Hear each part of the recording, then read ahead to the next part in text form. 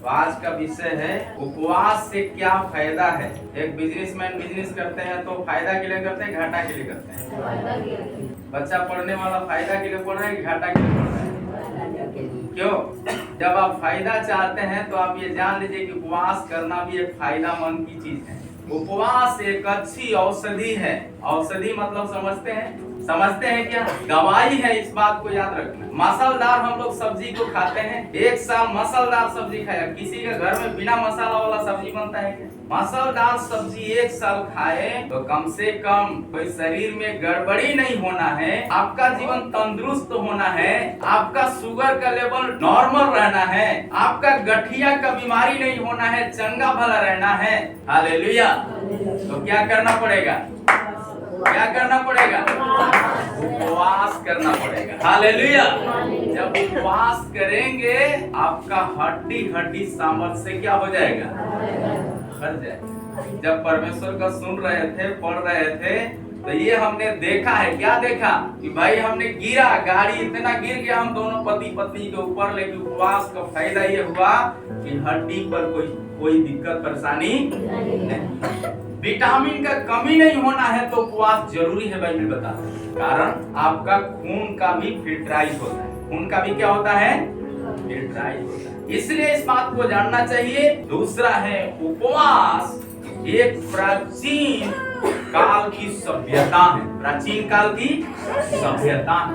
ये कोई नया चीज नहीं है। उपवास नया चीज नहीं है, इस बात को जानना है। बल्कि उपवास कहेंगे तो उत्पत्ति से प्रकाशित वाक्य तक पढ़ेंगे तो बहुत से वीरों को पाएंगे कि उपवास करने का फायदा क्या हुआ। तुरंत उसका फायदा नहीं मिलता है, लेकिन असमय में फायदा करता है। जब उपवास करते हैं, जब आप हारते हैं, उपवास आपको जीत दिलाता है।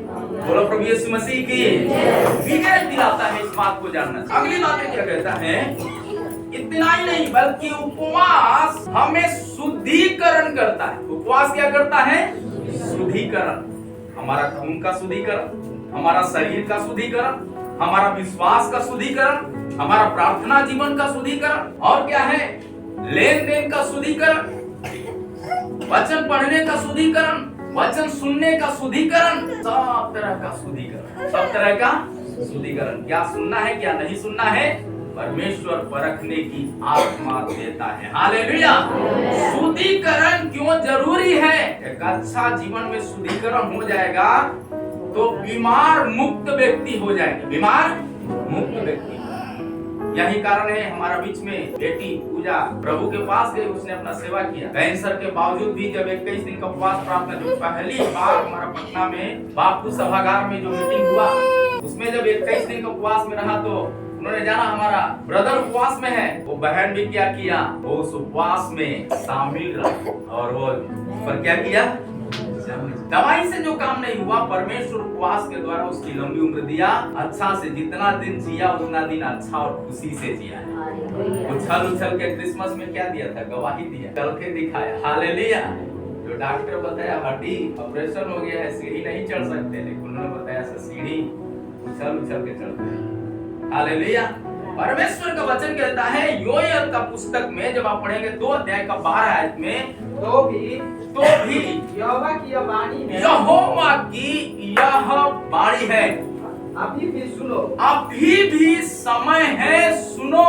उपवास के साथ रोते पीटते अपने पूरे मन से फिर कर परमेश्वर के पास आओ। काम से ज्यादा महत्व वाली बात यह है, परमेश्वर के पास आओ। हालेलुया। आपके घर में 3 बच्चे हैं, एक बच्चा रो रहा है, एक बच्चा सो रहा है, एक बच्चा खेल रहा है। इस बच्चा को गोद में उठाएंगे आप, क्योंकि इस मंडली के बीच में एक बच्चा रोना शुरू किया। हालेलुया। उसको क्या करेंगे? गोद में उठाते। क्यों? रोने वाला को क्यों नहीं उठा सकते? खेलने वाला को क्यों नहीं उठा सकते हैं? रोना मतलब है प्रार्थना। रोना मतलब है चाह रखना, इच्छा प्रकट करना। हमको मिलना है, हमको मिलना है। वचन कहता है मांगो तो मिलेगा, ढूंढो तो पाओगे, खटखटाओ तो खुला जाएगा। आप उपवास करके स्वर्गीय दरवाजा को खटखटा रहे, इस बात को जानना चाहिए। दुनिया कहेगा होने वाला नहीं है, लेकिन परमेश्वर कहेगा कि होने वाला है। हालेलुया। आज कलीसिया के लिए प्रार्थना करके 1 साल हो गया, अभी भी कलीसिया के लिए प्रार्थना करते हैं। अभी बहन लोगों का जितना बार प्रार्थना, चाहे हमारा बहन लोगों का जो मीटिंग है, या हमारा 5 बजे का प्रार्थना में, या हमारा दोपहर का प्रार्थना में, या और देखते हैं हमारा यूथ लोगों का प्रार्थना में, एक ही सुनते हैं, कलीसिया मिल गया है, कलीसिया मिल गया है। हम विश्वास का घोषणा कर रहे हैं तो शैतान का मुंह क्या हो जाएगा? शैतान का मुंह क्या हो जाएगा? बंद हो जाएगा। नहीं और खलबली धर लेगा, बंद नहीं होगा, क्योंकि क्या हो जाएगा? खलबली पकड़े। पर ये जान लीजिए वो झंडा बहुत जल्द लहरने वाला है। हालेलुया। बोलो प्रभु यीशु मसीह की। आज नहीं पर है, कल अपना जगह हो गया है, ये हम विश्वास करते हो गया है। और वचन कहता है प्रार्थना करो तो मान लो कि हो गया, 100% है कि हो के नहीं। आमीन। अगली बात है उपवास एकाग्रता को दर्शाता है। एकाग्रता को दर्शाता है। जीवन एकाग्र करने के लिए, विश्वास एक होने के लिए, मन एक होने के लिए, प्रार्थना एक होने के लिए, संगति एक होने के लिए, विश्वास में एक मन होकर बढ़ने के लिए, बढ़ने में क्या करता है? मदद देता है। क्या देता है? मदद देता है। इसलिए मेरे प्यारे परमेश्वर का प्रियजनों, प्रभु के वचन साफ शब्दों में कहता है। अगली बातें क्या कहता है? जब लूका का पुस्तक पढ़ेंगे 4 अध्याय 1 आयत में, फिर यीशु पवित्र आत्मा से भरा हुआ यरदन से लौटा और 40 दिन तक आत्मा के सिखाने से जंगल में फिरता रहा। संसार क्या है? जंगल जैसा है। इसमें घूमना आसान बात है। जंगल में क्या मिलेगा? चिड़ियाघर में जाएंगे तो क्या मिलेगा? सब जानवर मिलेगा। अकेला जाएंगे तो बड़ा भय आएगा। सही है ना? हालेलुया। विश्वास में अकेला है, आप खुद प्रार्थना नहीं कर सकते। कर सकते हैं क्या? हालेलुया। बड़ा चीज है, बड़ा। लेकिन आप विश्वास में यदि बने हैं, प्रार्थना में बने हैं, लौलीन हैं, जैसे यीशु मसीह लौलीन रहा, उसको ये बात पता था कि मनुष्य रोटी से नहीं परंतु परमेश्वर के वचन से क्या रहता है? जीवित रहता है। जिसको ये बात विश्वास है, तो ये 100% जान लीजिए, आप जंगल के ऊपर राज्य करेंगे। जंगल का राजा शेर होता है, हम शेरों का बाप की आराधना करते हैं। बोलो प्रभु यीशु मसीह की। बीमारी आपको हरा नहीं पाएगा, गरीबी आपको हरा नहीं पाएगा, निराशा आपको हरा नहीं पाएगा। आमीन। हालेलुया। तंगी आपको हरा नहीं पाएगा। क्या हो जाएगा? प्रभु के वचन साफ शब्दों में कहता है आपको विजय देगा, क्योंकि यीशु मसीह संसार में रहने के वक्त में उन्होंने संसार की सेवकाई में सफल होने के लिए, अपना बिजनेस में सफल होने के लिए, अपना परिवार में सफल होने के लिए, अपना काम में सफल होने के लिए, जब यीशु मसीह को 40 दिन और 40 रात उपवास की जरूरत था, और दानियल को शेर के मान के ऊपर विजय प्राप्त करने के लिए 3 हफ्ता का उपवास का जरूरत था, तो हम परमेश्वर के बेटा बेटियों को कितना जरूरी है। हालेलुया। बोलो प्रभु यीशु मसीह की। दानियल 3 हफ्ता का उपवास।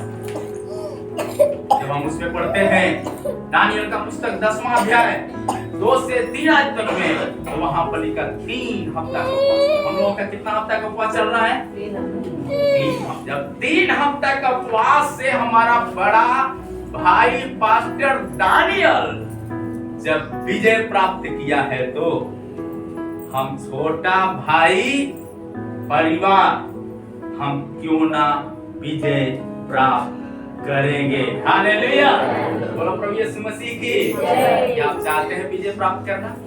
क्या चाहते हैं विजय प्राप्त करना? यदि विजय प्राप्त करना है तो प्रभु का काम में आगे बढ़ना। हालेलुया।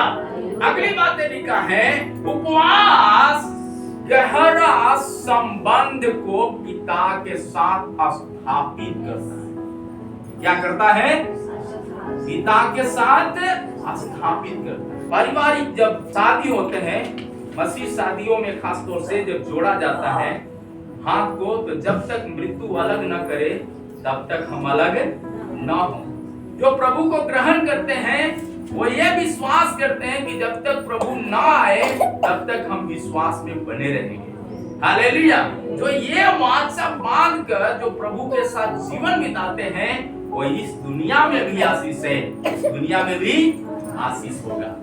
जब दोनों जुड़े रहेंगे तो आप कलीसिया से जुड़े रहेंगे, प्रार्थना से जुड़े रहेंगे, विश्वास में जुड़े रहेंगे, संगति में जुड़े रहेंगे। तो वचन कहता है जो आशीष आदम से कहा था, फूलो फलो और पृथ्वी में भर जाओ, वो आशीष कलीसिया का बीच में रहने वाले परिवारों से भी यही वायदा करता है। आपको बिजनेस में सफलता, आपका पारिवारिक जीवन में सफलता, आपका आमीन हालेलुया, आपका घर में सफलता, बच्चों का पढ़ाई में सफलता, हालेलुया। बीमारी में होंगे, बीमारी के ऊपर सफलता, कर्ज में होंगे, कर्ज के ऊपर सफलता, हालेलुया।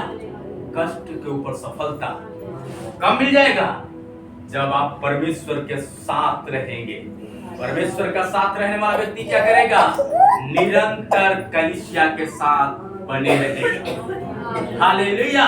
जैसे यीशु मसीह पिता के साथ बने रहा, वैसे ही आप यदि बने रहेंगे तो मूसा आमीन पुराने नियम का सबसे बड़ा पास्टर के रूप में देखा जाए तो मूसा जब था उसके द्वारा आमीन जब देखेंगे यहोशू को और कालेब को तो आप देख सकते हैं वो कलीसिया का क्या है? एक परिवार है। जब वो परिवार विजय को प्राप्त किया, मूसा को आमीन जीतने के लिए, मूसा प्रबल होने के लिए जब ये दो लोग साथ दिया तो क्या हो गया?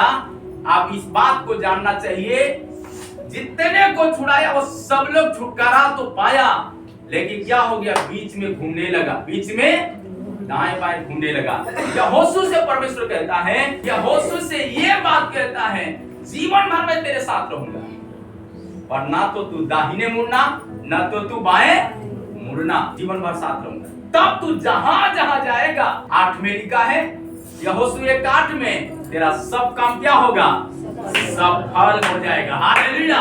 उपवास प्रार्थना में वो ताकत है जो हमें परमेश्वर की सामर्थ्य में मजबूत बना देता है। आमीन हालेलुया। बोलो प्रभु यीशु मसीह की। यानी परमेश्वर पिता के साथ एक गहरा संबंध होगा। कहाँ? हृदय में। ना तो तुझे कभी छोड़ेगा, ना कभी त्यागेगा। हालेलुया। जितने लोग आप उपवास में बैठे हैं, जितने हमारा परिवार बैठे हैं उपवास में, मैं विश्वास करते हैं ये परमेश्वर के साथ गहरा संबंध है। हालेलुया। दुनिया इस बात को समझे या ना समझे, लेकिन बिना गहरा संबंध का एक दिन भी अनछोड़ के रहना बड़ी मुश्किल है। हालेलुया। गहरा संबंध है तो तभी ये बात बोल सकते हैं, मनुष्य रोटी से नहीं परंतु परमेश्वर के वचन से क्या रहता है? जीवित रहता है। जब मेरा बड़ा भाई यीशु मसीह इस बात को बोला है, जब हम यीशु को ग्रहण किया तो हम कौन हैं? आप कौन हैं? बड़ा भाई जब यीशु मसीह जीवन पाया तो आप भी यीशु को ग्रहण किया, तो जो यीशु के ऊपर सामर्थ था हम भाई बहनों के ऊपर वही सामर्थ्य। बोलो यीशु मसीह की। क्या आप विजय नहीं पाएंगे? क्या विजय नहीं पाएंगे? अगली बातें क्या कहता है स्पष्ट तरीका से, उपवास आत्मा को नियंत्रण करता है। आत्मा को क्या करता है? नियंत्रण करता है। हमारा चंचल मन होता है ना। आर्मी कलीसिया में बहुत साल का, कितना साल का विश्वास? 18 साल। कितना साल का विश्वास? 20 साल का। लेकिन चंचल मन, कभी इधर उधर, कभी मिलने वाला आशीष क्या हो जाता है?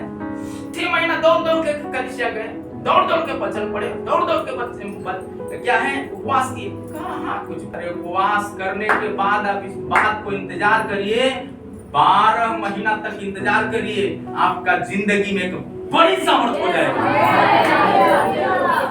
ज्यादा लेट हुआ तो भी एक अद्भुत काम है।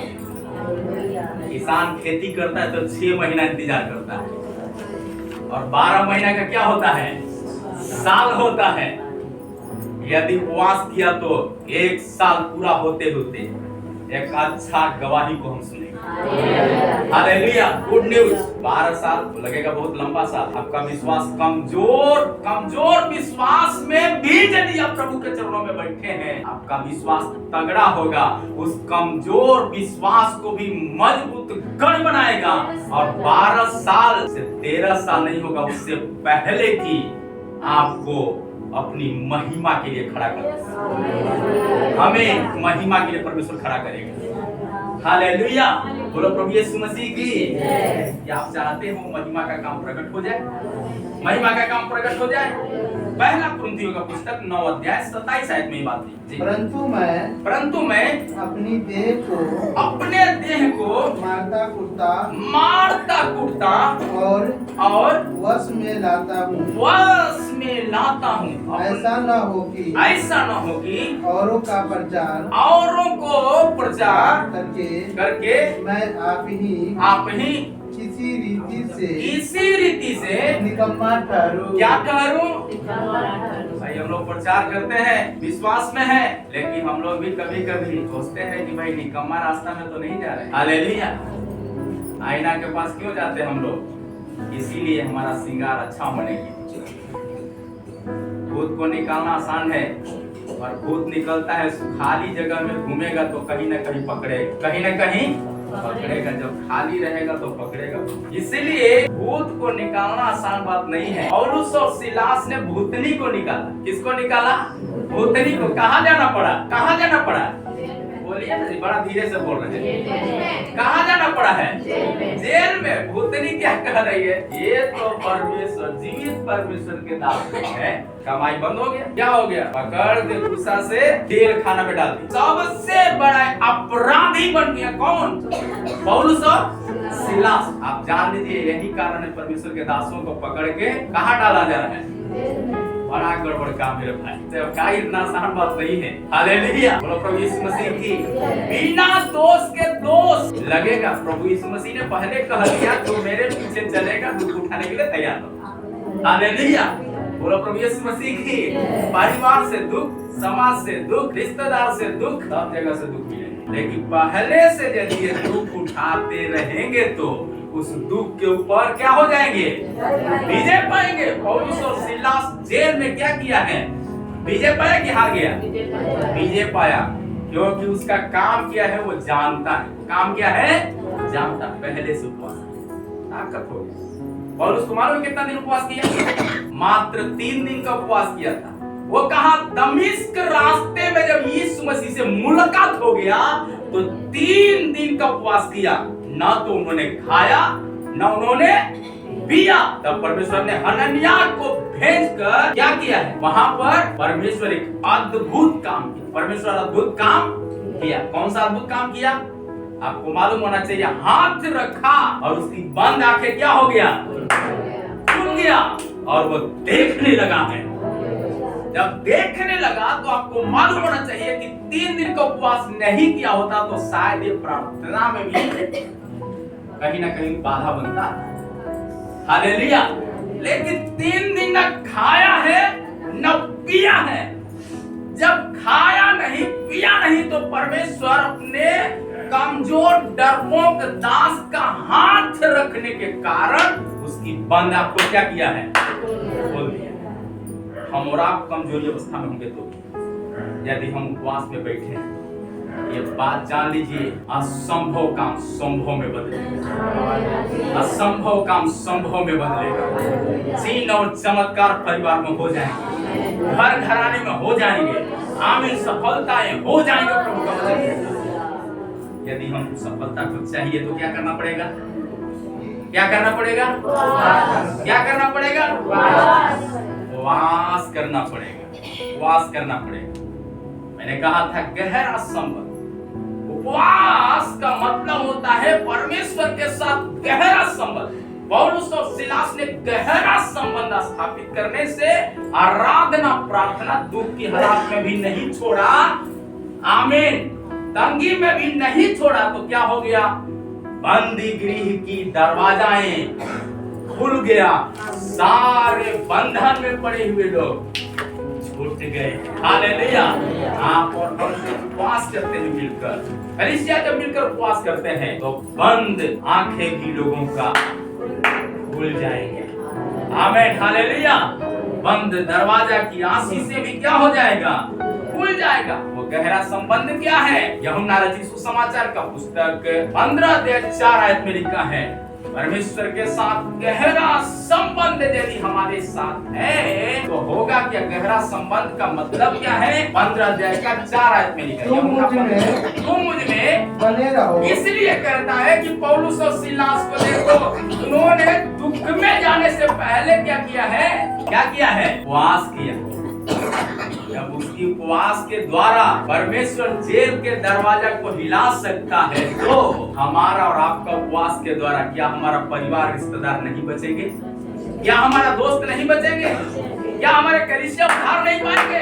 कलीसिया आने वाले लोग क्या चंगे नहीं हो जाएंगे? हो जाएंगे।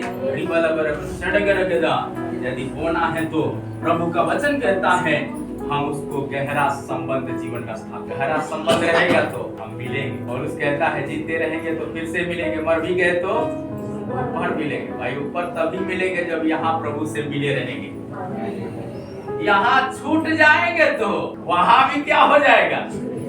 भूल से कहीं चल भी गए तो बड़ा दिक्कत हो जाएगा। हालेलुया। तो क्या करना चाहिए? उपवास करना चाहिए, नहीं करना चाहिए? हालेलुया। उपवास में अगली बात क्या कहता है?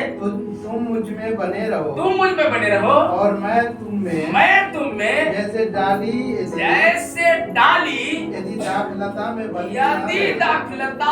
बड़ी न रहे तो अपने आप से फल नहीं सकती। आपके जिंदगी में गहरा संबंध यीशु के साथ स्थापित नहीं होगा, आप कितना दिन का विश्वासी हो कोई मतलब नहीं रखता। मतलब ये रखता है आपका संबंध गहरा है तो असंभव काम संभव में बदलेगा। बोलो प्रभु यीशु मसीह की। क्या आप विश्वास करते हैं कैसा हो जाएगा? आपका खेती अच्छा हो जाएगा, आपका बिजनेस अच्छा हो जाएगा, आपका माल जाल अच्छा हो जाएगा, आपका काम अच्छा हो जाएगा, आपके बच्चे का भविष्य अच्छा हो जाएगा, कलीसिया का भविष्य अच्छा हो जाएगा, विश्वास जीवन अच्छा हो जाएगा। क्या आप इस बात को याद करते हैं? ये 100% है, आपका पारिवारिक जीवन भी अच्छा हो जाएगा। हालेलुया। अगली बात क्या कहता है? वैसे ही तुम भी यदि मुझ में बने न रहो तो नहीं फल सकते। हालेलुया। इसलिए ये बात को हम बड़ी मजबूती के साथ हमको जानने की जरूरत है। हालेलुया। अगली बात क्या कहता है? जब इस बात को पढ़ेंगे, उपवास आध्यात्मिक शक्ति देता है, आध्यात्मिक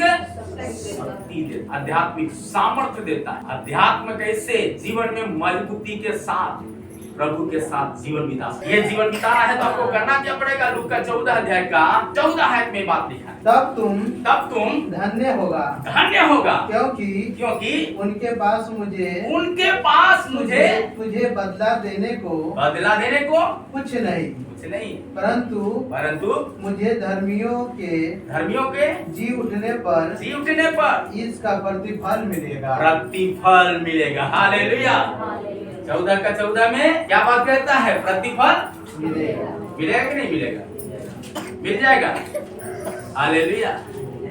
इसलिए वो प्रतिफल, यदि आपको फल के लिए नहीं उपवास करते, हम किसके लिए उपवास करते हैं? आप किसके लिए उपवास बैठे हैं? किसके लिए उपवास बैठे हैं? प्रतिफल के लिए। हालेलुया। ये उपवास में बैठना वाला को फल नहीं प्रतिफल मिलेगा। कहेंगे तो बहुतायत का फल मिलेगा, बहुतायत का फल मिलेगा। 57 भी मिलेगा तो बहुत मिलेगा। हालेलुया। फल भी मिलेगा तो बहुत मिलेगा। लेने के लिए तैयार हो भाई। हालेलुया। जब इसमें जब आप तैयार हैं तो 100% है आप सतावट के ऊपर जय को प्राप्त करेंगे। क्या आप लेने के लिए तैयार हैं? लेने के लिए तैयार हैं? आमीन। आर्थिक तंगी आ जाएगा, उपवास शरीर में थोड़ा गड़बड़ी हो जाएगा, लेकिन उसका टेस्टमनी सुनने के लिए मिलेगा। उसका टेस्टमनी सुनने के लिए मिल जाएगा। इसलिए परमेश्वर का वचन कहता है तुम्हें क्या करना है? बहुतायत का फल। कलीसिया को बहुतायत का फल मिलना है, विश्वास जीवन में बहुतायत का फल मिलना है, आपका घर बिजनेस में बहुतायत का फल मिलना है, किसान को बहुतायत का फल मिलना है, बच्चों को पढ़ाई में बहुतायत का फल मिलना है, तो पारिवारिक जीवन में बहुतायत का फल मिलना है, तो आपको क्या करना है? एक ही रास्ता प्रभु ने बताया, जो काम करते हुए पिता को देखते हो तुम भी करो, तुम भी करो। प्रेरितों का पुस्तक 1 अध्याय 4 से 6 आयत तक में पढ़ेंगे तो आपको मिल जाएगा। और उनमें से मिलकर उन्हें आज्ञा दी यरूशलेम को न छोड़ो। मतलब कलीसिया को मत छोड़ो, विश्वास जीवन को मत छोड़ना है, तो उपवास प्रार्थना में लौलीन हो जाओ। हालेलुया। आगे क्या कहता है? परंतु पिता की उस प्रतिज्ञा की पूरे होने की बात जोते रहो। पूरा होने की क्या करो? बाट जोते रहो। तो यहोवा का बाट जो है वो नया बल प्राप्त करेंगे, नया शक्ति प्राप्त करेंगे, नया ऊर्जा प्राप्त करेंगे। वो ऊर्जा के लिए हमको क्या करना है? उपवास करना। हालेलुया। आगे क्या कहता है? जिसकी चर्चा तुम मुझसे सुन चुके हो। आगे क्या कहता है? क्योंकि यूहन्ना ने तो पानी में बपतिस्मा दिया, परंतु थोड़े दिनों के बाद तुम पवित्र आत्मा से बपतिस्मा पाओगे। हालेलुया। थोड़े समय के बाद पवित्र आत्मा का सामर्थ्य जगह में मंडलाएगा। हालेलुया। विश्वास करने वालों के ऊपर काफी मात्रा से प्रकट हो जाएगा। आगे क्या कहता है? अतः उन्होंने इकट्ठे होकर उससे पूछा, हे प्रभु क्या तू इसी समय इस्राएल को राज्य फेर देगा? जो खो गया है वो भी मिलेगा। उपवास के बाद मिलेगा। उपवास के बाद मिलेगा। प्रभु का वचन कहता है। युग ने क्या किया है? सब कुछ लूट लिया। क्या आपको लगता है कि ऐसा ही मिल गया? दुगना आई वैसा ही मिल गया। जितना खोया था उसको दुगना ऐसा ही मिल गया। यशायाह 38 में लिखा है, हिजकिय्याह फूट फूट के रोया तो केवल पाप क्षमा नहीं हो गया, परंतु उसका उम्र का भी इलाज हो गया, उसका राज्य का इलाज हो गया है, उसका घराने को इलाज हो गया है, उस नगर का भी इलाज हुआ है। बोलो प्रभु यीशु मसीह की जय। आपका भी उपवास में शामिल होना, याद रखना, आपका हर चीज का इलाज होगा। हालेलुया। अगली बातें क्या कहता है? जब 8 में लिखा है, परंतु जब पवित्र आत्मा इसलिए तुम जान लो कि राज्य कब आपको जीवन में आ जाएगा। राज्य कब मिलेगा? जब पवित्र आत्मा तुम पाओगे, तब तुम क्या हो जाओगे? परंतु जब पवित्र आत्मा तुम पर आएगा तब तुम सामर्थ पाओगे और यरूशलेम और सारे यहूदिया और सारे सामरिया में और पृथ्वी के छोर तक मेरे गवाह होंगे। हालेलुया। यीशु मसीह कहता है मेरे गवाह। उपवास के बाद चेहरा में क्या हो जाएगा? लाइट। काम में लाइट, विश्वास जीवन में लाइट, प्रार्थना जीवन में लाइट। आपको मालूम है कि पौलुस और सिलास के जीवन में लाइट नहीं था। अरे बंदी के लिए इनका पूरा लाइट बुझ गया, लेकिन पौलुस और सिलास का लाइट जला था। इसलिए हाथ बंधा हुआ है बेड़ियों से, पैर बंधा हुआ बेड़ियों से, तो भी बिना आवाज का ताली बजाया। बिना आवाज का ताली में इतना दम था कि बंदीगिरी का नींव क्या हो गया? हिल गया। उपवास प्रार्थना के द्वारा जिस इलाके से आप हैं उपवास किए हैं, वो इलाका हिलने पर है, वो परिवार विश्वास में आने पर है। हालेलुया। क्या आप जानते हैं ऐसा कार्य होने जा रहा है? हिंदुस्तान यीशु को जानेगा, जरूर होगा। बिहार यीशु को जानेगा, जरूर होगा। भारत यीशु को जानेगा, जरूर होगा। नहीं होगा? होगा, जरूर होगा। हर एक जीव अंगीकार करेगी, जरूर होगा परमेश्वर का वचन। यदि ऐसी बात है तो उपवास करना चाहिए कि नहीं करना चाहिए? उपवास करना चाहिए कि नहीं करना चाहिए? उपवास का मतलब पहला तो एक अच्छी औषधि, अच्छा दवाई के रूप में काम। दूसरा, ये आज का बनाया हुआ बात नहीं है। मूसा उपवास किया 40 दिन 40 रात। इस तरह से बहुत से लोगों ने उपवास किया। एस्तेर उपवास किया, यहोशापात उपवास किया। हार को जीत में बदल दिया, हार को जीत में बदल दिया। आपका जीवन में जीत आना है तो विजय होना है, उपवास जरूरी है। प्रभु का वचन कहता है उपवास शुद्धिकरण के लिए जरूरी है, एकाग्रता के लिए जरूरी है, परमेश्वर का संबंध, गहरा संबंध होने के लिए उपवास जरूरी है, और आत्मा नियंत्रण होने के लिए, मतलब चंचल मन नहीं होने के लिए, चंचल मन नहीं होना है तो उपवास जरूरी है। और क्या है? आत्मिक शक्ति। उपवास आत्मिक शक्ति देता है, मतलब विजय देता है। विश्वास जीवन में विजय जीवन जीना चाहते हैं, उपवास जरूरी है। यीशु मसीह उपवास किया, क्या हो गया? उपवास करने का फल क्या मिला? क्रूस भी उसको रोक नहीं पाया, क्रूस भी उसको रोक नहीं पाया। काना का दाखरस घट गया है, बराती भूखे नहीं रहे, याईर की बेटी मर गई थी, मरी नहीं रही, लाजर मर गया था, मरा नहीं रहा। उपवास का वो पावर है कि जहाँ जहाँ यीशु गया चमत्कार पर चमत्कार हुआ है। तो हम और आप कलिसिया उपवास करते हैं तो जहाँ जाएंगे चमत्कार। आमीन, हालेलुया, आमीन। क्या हो गया? बड़ा भयंकर काम। नहीं, प्रभु का वचन कहता है यीशु क्रूस पर गया, क्रूस भी अपने बस में नहीं कर पाया, कब्र में रखा गया, मार दिया गया। सोचा अब कहानी खत्म, मर गया, लेकिन कब्र भी अपने बस में नहीं कर पाया। कब्र में से 3 दिन बाद फिर क्या हो गया? जी उठा। तो वहाँ लोग उपवास किया था, यीशु को ढूंढ कर कहा गया है, कब्र तक गए। उनका कलीसिया कहाँ चल रहा था? हालेलुया। कहेंगे तो जो मरियम लोग थी वो कहाँ जुम गई है? कब्र के पास। पत्थर रखा, कौन कब्र को पत्थर हटाएगा सोच रही है। लेकिन आपको मालूम होना चाहिए, पहले यदि आप उपवास करके सारे कमजोरी को शुद्धिकरण किया है तो वहाँ पत्थर की चिंता होगा, उसको भी परमेश्वर हटा के रहेगा। हालेलुया, हटाएगा। जब कब्र के अंदर गई तो स्वर्गदूत से मुलाकात होती। यीशु यहाँ नहीं है, वो तो जी उठा है। जीकर कहाँ गया? आमीन, वो तुम्हारे बीच में है, तुम्हारे बीच में। ऐसा करके बता, सोचना चाहिए कितना भयंकर बात। हालेलुया। यहाँ नहीं हो तो जी उठा, यरूशलेम की यात्रा कर चुका है। हालेलुया। जहाँ लोग बाट जोते वहाँ पर यात्रा कर दिया है, वहाँ पहुँचेगा, वहाँ देखेंगे लोग। क्या हो गया? एक अद्भुत गवाही, अद्भुत। दौड़े दौड़े भागे भागे आकर के बोलती है, बात करते करते यीशु मसीह रास्ता से मिलता है, कहता है क्या आप लोग यीशु मसीह? कौन यीशु मसीह? वो रास्ता में भी पहचान नहीं पाए। उपवास करने के बाद भी शायद कई एक बार हम लोग नहीं पहचानेंगे परमेश्वर की सामर्थ्य, लेकिन तो भी उसकी सामर्थ्य हमसे और आपसे कभी वंचित होने वाला नहीं। जब तक पूरा ना हो जाए तब तक छोड़ेगा नहीं। इसलिए आमीन, वचन में लिखा है, इब्रानियों का पुस्तक 13 अध्याय का 5 में लिखा है, ना तो तुझे कभी छोड़ेगा न कभी त्यागेगा।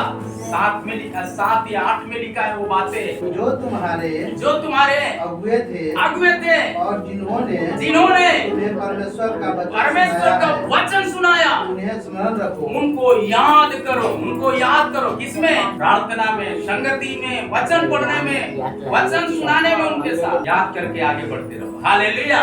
आगे क्या कहता है? और ध्यान से उनके चाल चलन का हाँ उनके विश्वास का अनुकरण करो। हालेलुया। विश्वास का अनुकरण। सतावट के बीच में भी परमेश्वर हियाव देने के लिए उपवास करते हैं, ताकि सतावट में भी प्रभु में हम लोग खड़े रह सके। हालेलुया। यदि ऐसा रहा तो क्या हो जाएगा? आमीन। स्पष्ट तरीका से लिखा है, 8 आयत को पढ़िए। यीशु मसीह जी कल और आज और युगान युग एक सा है। आज का उपवास करना, एक परमेश्वर की सामर्थ हम सब में बहेगा। हालेलुया। यीशु की सामर्थ 5 रोटी और 2 मछली पर सिर्फ नहीं बहा। यीशु की सामर्थ केवल काना शहर में नहीं बहा, यीशु की सामर्थ कब्र पर भी बहा है। हालेलुया। वही सामर्थ जब कलीसिया में बहेगा तो कलीसिया के लोग जहां जहां जाएंगे वहां कलीसिया का स्थापना क्यों नहीं होगा। बोलो प्रभु यीशु मसीह की।